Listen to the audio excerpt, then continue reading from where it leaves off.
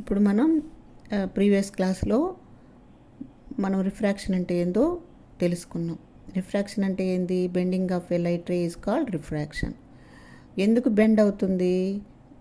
The velocity of light ray is change into different medium, so the light ray is bend అనేది చెప్పుకున్నాం మనం కదా. దాన్నే మనం రిఫ్రాక్షన్ అంటాం. ఇప్పుడు మనం ఏం చెప్పుకుంటామంటే ఒక గ్లాస్ స్లాబ్లో రిఫ్రాక్షన్ ఎలా జరుగుతుంది. గ్లాస్ స్లాబ్ అంటే ఏంది? ఒక గాజు దిమ్మె అనమాట. అంటే సపోజ్ ఒక రెక్టాంగులర్ షేప్లో ఉండేటటువంటి ఒక దిమ్మెలాగా గాజుతో తయారు చేయబడి ఉంటుందన్నమాట. దాన్ని గ్లాస్ స్లాబ్ అని పిలుస్తారు. ఆ గ్లాస్ స్లాబ్లో ఎలా ఉంటుంది నేను చూపిస్తాను, మీకు ల్యాబ్లో చూపిస్తాను. ప్రస్తుతం అయితే అర్థం చేసుకోండి. మామూలుగా అయితే లైట్ రే ఒకే మీడియం ఉందనుకోండి, గాల్లో పోతున్నదే అని అనుకుందాం. గాల్లో పోయేటప్పుడు ఎలా పోతుంది? ఇలా చక్కగా పోయింది, కొంత యాంగిల్లో ఇలా వెళ్ళిపోయింది అని అనుకుందాం. ఇలా చక్కగా వెళ్ళిపోయింది అని అనుకుందాం. ఎప్పుడు? ఎలాంటి ఇది లేనప్పుడు, అంటే ఒకే మీడియంలో ఉన్నప్పుడు ఇలా వెళ్ళిపోయింది. ఇప్పుడు మనం ఏం చేద్దామంటే దీనికి మధ్యలో ఒక గ్లాస్ స్లాబ్ను పెడుతున్నాను. ఇలా ఒక గ్లాస్ స్లాబ్ని పెట్టాను అని అనుకుందాం. లేదు, నీట్గా వేసి చూపిద్దాం. చూడండి, ఒక గ్లాస్ స్లాబ్ మీద ఇలా పడింది లైట్ రే. యాక్చువల్గా ఈ గ్లాస్ స్లాబ్ కనుక లేకపోతే అది ఎలా వెళ్ళిపోతుంది? ఇలా వెళ్ళిపోయేది. కానీ మనం ఏం చేస్తున్నాం, మధ్యలో గ్లాస్ స్లాబ్ను ఒకదాన్ని పెట్టానమాట. దీన్ని ఏమని పిలుస్తాం? ఈ రెండు అంటే బోత్ మీడియా కలిసే చోటుని ఏమని పిలుద్దాము? ఇంటర్ఫేస్ అని పిలుస్తాం. ఏమని పిలుస్తాం దాన్ని? ఇంటర్ఫేస్ అని పిలుస్తాం. ఇంటర్ఫేస్ అంటే ఏంటంటే టూ మీడియా కలిసేదనమాట. ఇది ఎయిర్ కదమ్మా, ఈ మీడియం ఎయిర్ కదా, ఈ మీడియం వచ్చేసి గ్లాస్ కదా. ఈ రెండు కలిసే చోటుని ఏమని పిలుద్దామంటే ఇంటర్ఫేస్ అని పిలుస్తాం అనమాట. ఇంటర్ఫేస్ దగ్గర ఒక నార్మల్ ఊహించుకుంటే, ఇప్పుడు రేరర్ మీడియంలోంచి డెన్సర్ మీడియంలోకి పోతున్నది కదా లైట్ రే. దీని వెలాసిటీ ఎంత అనుకున్నాం మనం? 3 × 10⁸ మీటర్/సెకండ్ అని చెప్పాను కదా. ఏది? ఎయిర్లో లైట్ రే యొక్క వెలాసిటీ ఇంత ఉంటే గ్లాస్లో ఎంత ఉంటుందని చెప్పుకున్నాం? 2 × 10⁸ మీటర్/సెకండ్ ఉంటుంది. అంతే కదా మనం చెప్పుకునింది. అంటే నీకు ఎయిర్ కంటే కూడా గ్లాసులో వెలాసిటీ తగ్గింది. అందువల్ల ఏమవుతుందంటే ఇప్పుడు ఇటు పోకుండా ఈ నార్మల్కి దగ్గరగా జరుగుతుందన్నమాట. దగ్గరగా జరిగి ఇలా వెళుతుంది.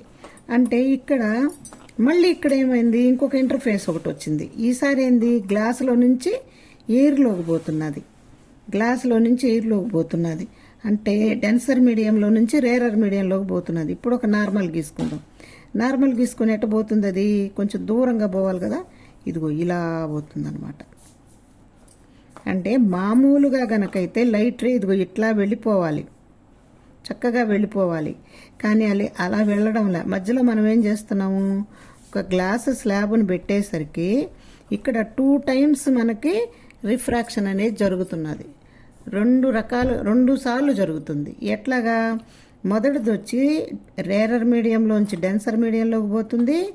రెండోసారి డెన్సర్ మీడియంలోంచి రేరర్ మీడియంలోకి వస్తున్నది.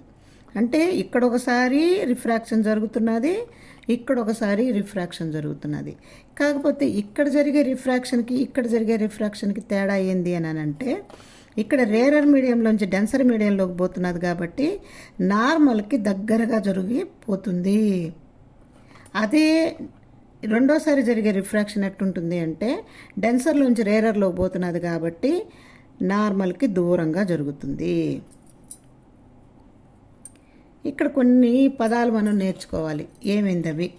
దీన్ని ఏమని పిలిచాం? మామూలుగా ఇన్సిడెంట్ రే అని పిలిచాం, అంతే కదా. Incident ray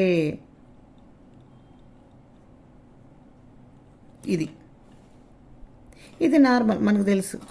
ఇదేమవుతుంది? రిఫ్రాక్టివ్ రే, రిఫ్రాక్షన్ రే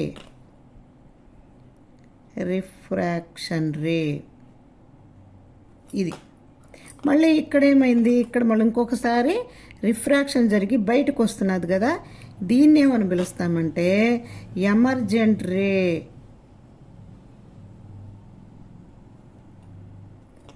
ఎమర్జెంట్ రే అని పిలుస్తాం. అంటే ఇదేమో ఇన్సిడెంట్ రే, ఇక్కడ ఒక రిఫ్రాక్షన్ జరుగుతుంది, ఈ రిఫ్రాక్షన్ ఇక్కడ పడుతుంది, ఇక్కడ ఇంకొక రిఫ్రాక్షన్ జరుగుతుంది, బయటకు వచ్చే రేని ఏమని పిలుస్తామంటే ఎమర్జెంట్ రే అని పిలుస్తాం. ఇక్కడ మనకి 3 రేస్ లాగే 3 యాంగిల్స్ ఉంటాయి కదా, దీన్ని ఏమని పిలుద్దాం, యాంగిల్ ఐ ఏమని పిలుద్దాం, దీన్ని ఇన్సిడెంట్ యాంగిల్ అని పిలుద్దాం. ఇన్సిడెంట్ యాంగిల్, యాంగిల్ ఐ అని పిలుద్దాం. దీన్ని ఏమని పిలుద్దాం, రిఫ్రాక్టివ్ యాంగిల్ అని పిలుద్దాం. యాంగిల్ R1 అందాం దీన్ని. ఇది కూడా రిఫ్రాక్టివ్ యాంగిల్ ఏమవుతుంది, R2 అవుతుంది. ఇదేమవుతుంది, ఎమర్జెంట్ యాంగిల్. దీన్ని యాంగిల్ ఈ అందాం. Angle I, angle R, angle E. ఈ యాంగిల్ ఆర్ని నేను 2 రకాలుగా ఎందుకు చెప్పాను, ఇక్కడ 2 టైమ్స్ ఇక్కడ రిఫ్రాక్షన్ జరుగుతున్నది కాబట్టి మనము అట్లా రాసుకున్నాం అనమాట. అయితే మొదటిసారి ఏమవుతుందంటే ఇక్కడ రేరర్లో నుంచి డెన్సర్లో పోతున్నది కాబట్టి angle I is greater than ఆర్గా ఉంటుంది ఇక్కడ. రెండోసారి ఎట్టుంటుంది, angle R is less than angle ఈగా ఉంటుంది. Angle R is less than angle ఈగా ఉంటుంది. ఎందుకని, డెన్సర్లోంచి రేరర్లోకి పోతున్నది. అయితే ఇక్కడ మనం గుర్తుపెట్టుకోవాల్సింది ఏంటంటేనమ్మా, angle I is equal to angle ఈగా ఉంటుంది. యాంగిల్ ఐ అనేది యాంగిల్ ఈగా ఉంటుంది అనమాట. ఈ 2 సమానంగానే ఉంటాయి. అంటే 30 డిగ్రీస్లో వేసామనుకోండి, ఇక్కడి నుంచి బయటకు వచ్చే యాంగిల్ కూడా ఎంత ఉంటుందంటే 30 డిగ్రీస్లోనే ఉంటుంది. అందుకే మామూలుగా మన ఇది గ్లాస్ ల్యాబ్ లేనప్పుడు ఈ రకంగా ముందుకు వెళ్ళిపోతుంది అనుకున్నాం కదా. ఈ 2 ఒకదానికొకటి ఎలా ఉంటాయంటే ప్యారలల్గా ఉంటాయి అన్నమాట. ప్యారలల్గా ఉంటాయి. ఈ రెండిటి మధ్య ఉన్న డిఫరెన్స్ని ఏమని పిలుస్తారంటే లాటరల్ షిఫ్ట్ అని పిలుస్తారు. లాటరల్ షిఫ్ట్ అని పిలుస్తారు, లేదా లాటరల్ డిస్ప్లేస్మెంట్ అని కూడా చదువుకున్నాను నేను. ఇట్లా కూడా అనొచ్చు. మనకిచ్చుండేది మాత్రం లాటరల్ షిఫ్ట్ అంటాం. దాన్ని ఏమని పిలుస్తామంటే లాటరల్ షిఫ్ట్ అని పిలుస్తాము. ఏది లాటరల్ షిఫ్ట్, అసలు రిఫ్రాక్షన్ జరగకుండా లైన్గా ఉన్నటువంటి లైట్ రేకి ఆఫ్టర్ రిఫ్రాక్షన్ జరిగిన తర్వాత, అంటే గ్లాస్ స్లాబ్ పెట్టిన తర్వాత ఏర్పడినటువంటి లైట్ రేకి. ఈ లాటరల్ షిఫ్ట్ అనేది దేని మీద ఆధారపడి ఉంటుంది అని అంటే ఈ గ్లాస్ స్లాబ్ యొక్క మందం మీద ఆధారపడి ఉంటుంది అన్నమాట. దాని మందం మీద ఆధారపడి ఉంటుంది. తర్వాత మనం వేసేటటువంటి యాంగిల్ మీద కూడా ఆధారపడి ఉంటుంది. ఈ రెండింటి మీద లాటరల్ షిఫ్ట్ అనేది ఆధారపడి ఉంటుంది. ఇది మనకి చాలా సింపుల్గా ఇచ్చేసాడు ఈ సంవత్సరం. ఇంతకుముందు కనుకైతే ఎక్స్పెరిమెంట్ ద్వారా దీన్ని కనుక్కోవడం కూడా జరిగింది. ఉండేది మనకు ఒక ఎక్స్పెరిమెంట్ యాక్టివిటీగా.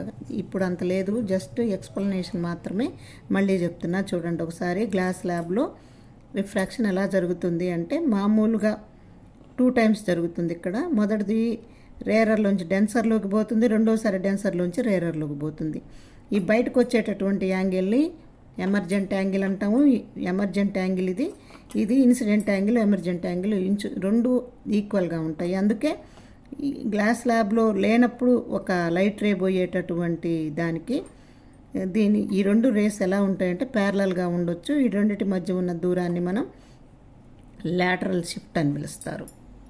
ఇది గ్లాస్ ల్యాబ్లో జరిగేటటువంటి రిఫ్రాక్షన్ అన్నమాట. ఓకే.